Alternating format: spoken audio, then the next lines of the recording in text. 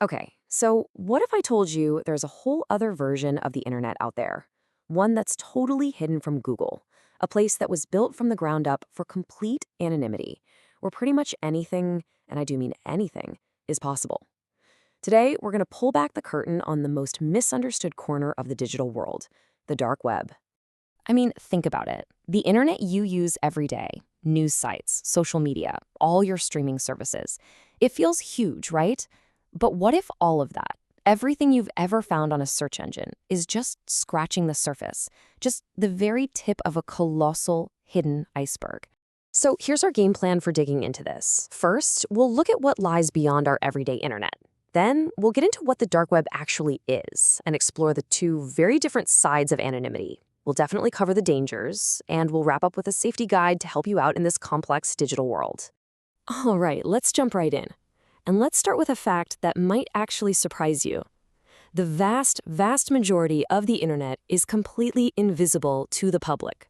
We're talking about a huge, multi-layered structure, and most of us only ever hang out on the very top floor.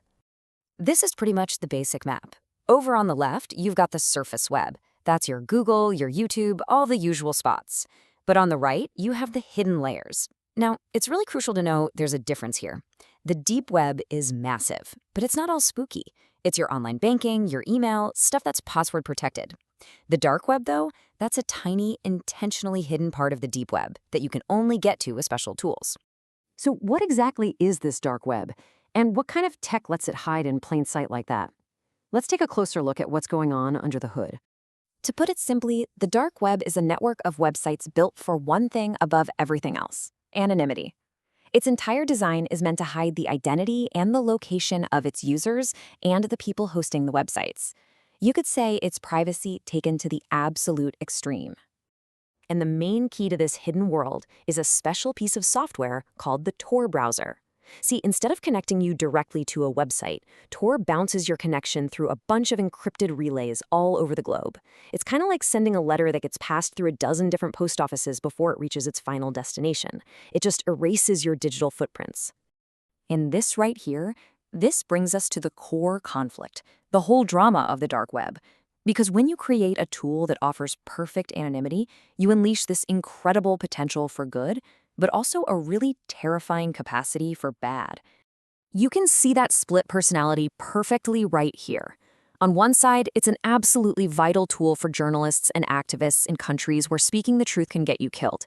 But on the other side, it's a digital back alley for crime, a place to buy hacking tools, fake IDs, and shop on huge illegal marketplaces. And you might be surprised just how critical that positive side really is. If you're someone living under a repressive government where every single thing you do online is watched, the dark web isn't some shady underworld. It's a lifeline. It's one of the only places to get uncensored news and talk to the outside world safely. But for all its legitimate uses, let's be honest, the dark web has earned its reputation for a reason. So let's talk about why it's rightfully called the most dangerous corner of the internet.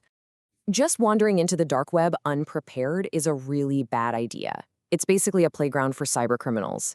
You can find hackers openly selling huge batches of stolen data, scammers looking for their next target, and all kinds of links loaded with nasty malware just waiting for a click.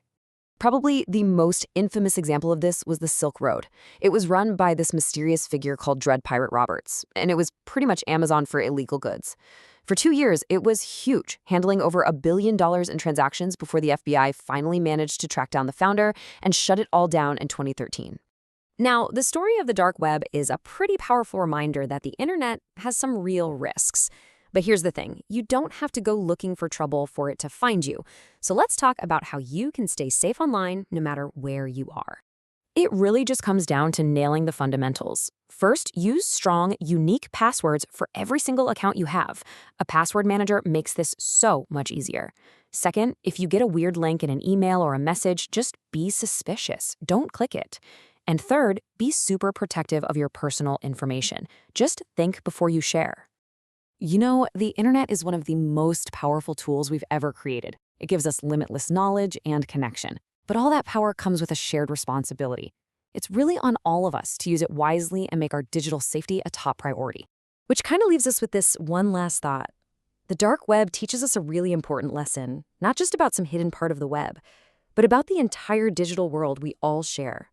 The technology itself isn't good or bad. It's just a tool. Its character is shaped by what we do with it. So the real question isn't just what is the dark web? It's how are we all choosing to build our world?